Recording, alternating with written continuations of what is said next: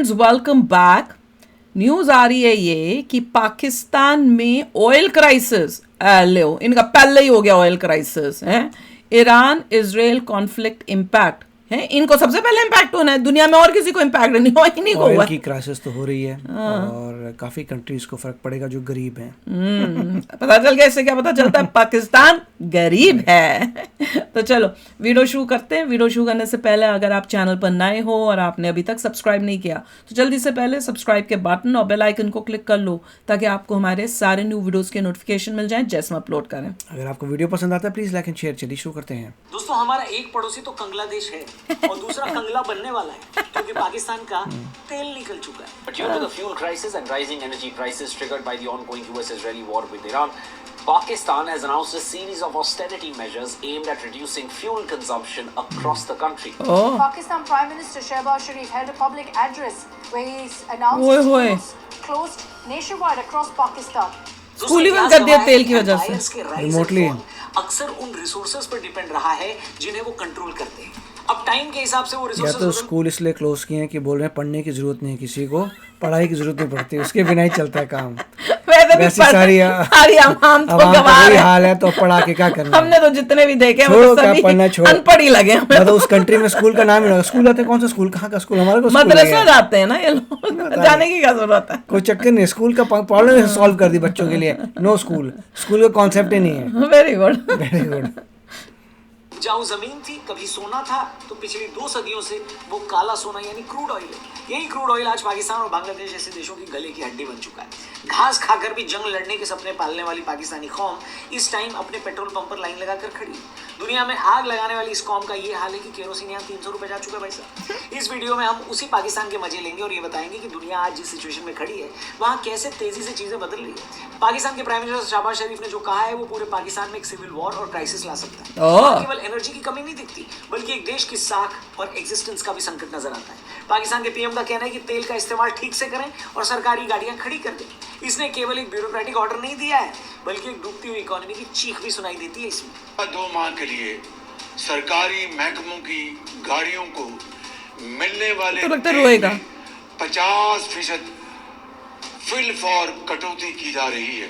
दोस्तों, पाकिस्तान में जो हो रहा है वो कोई एक दिन की गलती नहीं है। वहाँ के पीएम शहबाज शरीफ टीवी पर आकर कहते हैं कि सरकारी गाड़ियां खड़ी कर दो, तो इसका मतलब सिर्फ पेट्रोल बचाना नहीं होता। असली मतलब ये है कि देश की तिजोरी में फूट। उनका मतलब है कि साइकिलों से जाओ, जाना भी ऑफिशियल जो है उनका ऑफिशियल पैदल जाएगा, साइकिल में जाएगा, वैसा जाओ, रिक्शा में जाओ, मतलब चला के रिक्शा है, मगर गाड़ियां नहीं चलेंगी। अब पाकिस्तान में नया सिस्टम होगा, नो कार। उसका थोबड़ा ही रोता हुआ लग रहा था, अभी रोने लग जाएगा, पीछे नजर आएगा, साइकिलों में जा रहे हैं लोग, रिक्शा में जा रहे हैं, दैट्स इट। तेल का जहाज भी मंगवाया, जैसे कि आज कराची से लेकर लाहौर तक पेट्रोल पंपों पर वैसी लाइनें दिखी जैसी हमने कुछ साल पहले श्रीलंका में देखी थी। गाड़ियां सड़कों पर छोड़कर पैदल दफ्तर जा रहे हैं क्योंकि 1 लीटर पेट्रोल की कीमत उनकी 2 दिन की दिहाड़ी के बराबर पहुंच गई है। इसका असर सिर्फ गाड़ियों पर नहीं पड़ा है। पाकिस्तान की बिजली का एक बड़ा हिस्सा फर्नेल ऑयल से बनता है। जब तेल नहीं है तो बिजली नहीं है। अस्पतालों में ऑपरेशन रुक रहे हैं क्योंकि जनरेटर चलाने के लिए डीजल नहीं मिल रहा। रात के अंधेरे में डूबे शहर अब डरावने लगने लगे। सरकार ने कह दिया कि शादियां अब रात 8 बजे तक निपटाओ, बाजार जल्दी बंद करो। ये किसी भी देश के लिए एक इमरजेंसी जैसे हालात है। जब देश का चक्का जाम होता है तो सबसे पहले गरीब और मिडिल क्लास कुचला जाता है। दोस्तों, आज वहाँ का आम आदमी ये सोच रहा है कि कल चूल्हा जलेगा नहीं, क्योंकि गैस और तेल दोनों ही पहुंच से बाहर हो चुके हैं।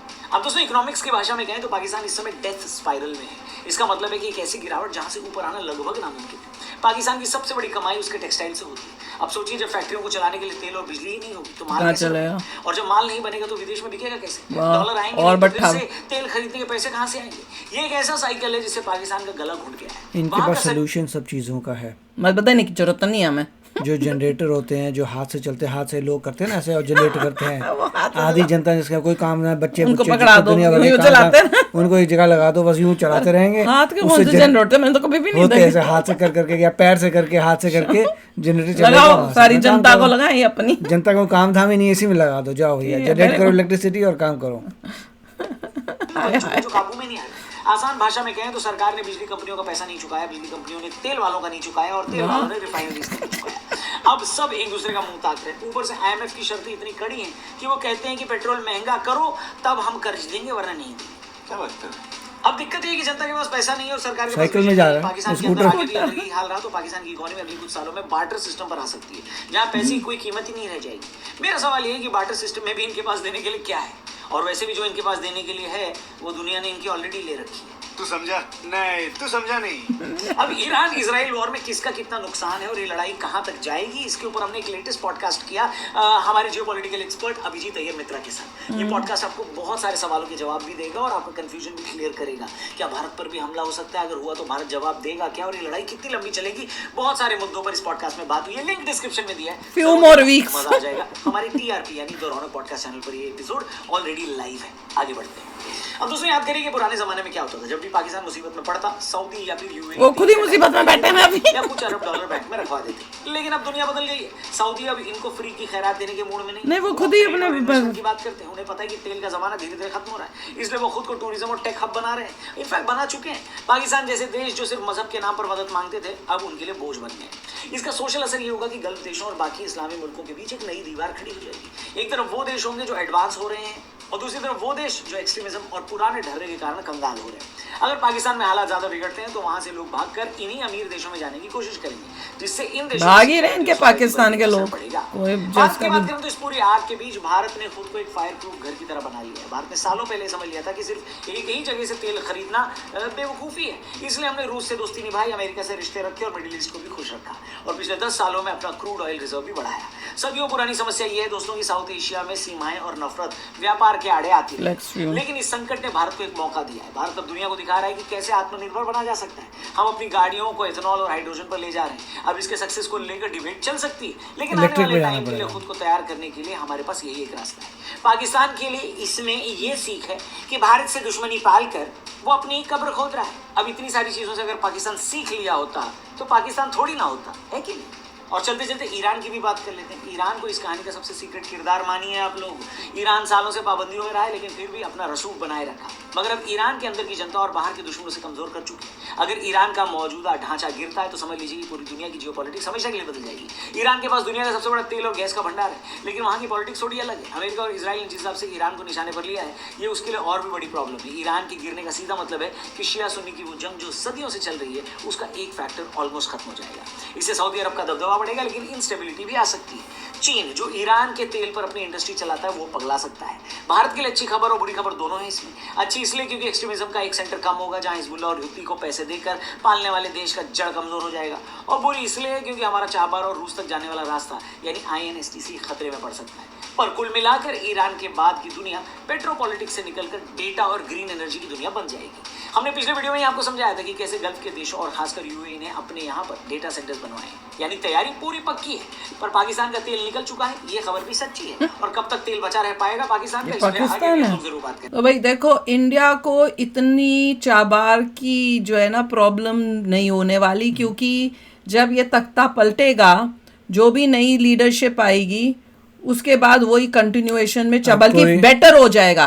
क्योंकि अभी तो क्योंकि ऐसी गवर्नमेंट थी वहां पर जो इविल रिजीम थी, उसकी वजह से इंडिया को वहाँ पे जो चाबार पोर्ट था उसके रखने का प्रॉब्लम थी कि भैया बाकी की कंट्रीज इजराइल USA कभी भी कुछ भी सैंक्शन कर सकती हैं, रोक सकते, तो चाबार पोर्ट का क्या होगा। पर जब वो जाएगी, दूसरी आएगी, तो इंडिया आराम से चाबार पोर्ट को यूज़ कर सकता है, सब कर सकता है, कोई टेंशन की बात नहीं होने वाली, ये मेरा मानना है। और दूसरा सबसे इम्पोर्टेंट बात ये है कि इंडिया पता नहीं ये न्यूज़ अभी तक आई है इंडिया में कि नहीं, कि टेक्सास में एक ऑयल की वो खुल रही है, और उसमें जो है रिलायंस जो है वो इसके अंदर कर रही है, वो मतलब पैसा वैसा और नो हाउ और ये सब जो है वो रिलायंस के साथ कोलैबोरेट होके कुछ किसी और एक अमेरिकन कंपनी के साथ होके वो हो रही है, और बहुत जल्दी इसका काम शुरू हो जाएगा। ग्राउंड का काम सब खत्म हो गया है, तो काफ़ी इंटरेस्टिंग है।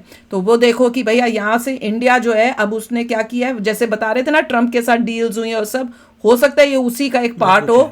बहुत कुछ बातचीत हो चुकी है, तो जो भी बोल रहे थे भाई साइन का हुआ, ये देख लो रिजल्ट्स कि रिलायंस जो है वो टेक्सास के अंदर मिल के किसी अमेरिकन कंट्री के साथ ऑयल का जो है यहाँ पे खोल रहा है, और उसके बाद देख लो, इससे पता चल रहा है कि इंडिया मेक श्योर कर रहा है, जैसे कह रहे थे कि हम यूएसए से ज़्यादा ऑयल लेंगे, तो अब कोशिश वही हो रही है कि यूएसए से ऑयल जाएगा, रशिया और इन सब कंट्रीज जहाँ पे लगता है कि हर बारी कोई ना कोई प्रॉब्लम हो जाती है, फिर कहाँ से लेके आए ऑयल, तो वो सब जो है वो प्रॉब्लम भी सॉल्व हो जाएगी।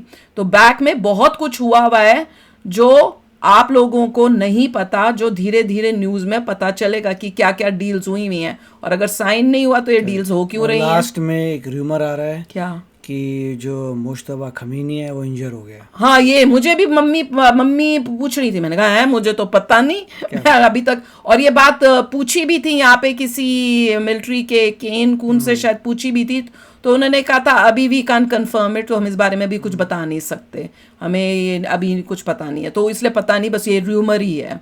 तो चलो यार, अभी शेयर करना अपने थॉट्स, चलते हैं, मिलेंगे नेक्स्ट वीडियो में बहुत ही जल्द। Till then take care and bye bye. तो अगर आप मेरे इस चैनल पे नए हो तो जल्दी से सब्सक्राइब के बटन को हिट करो और बेल आइकन को क्लिक करो, ताकि आपको मेरा जब नया वीडियो मैं लगाऊं आपको उसके बारे में जल्दी से पता चल जाए।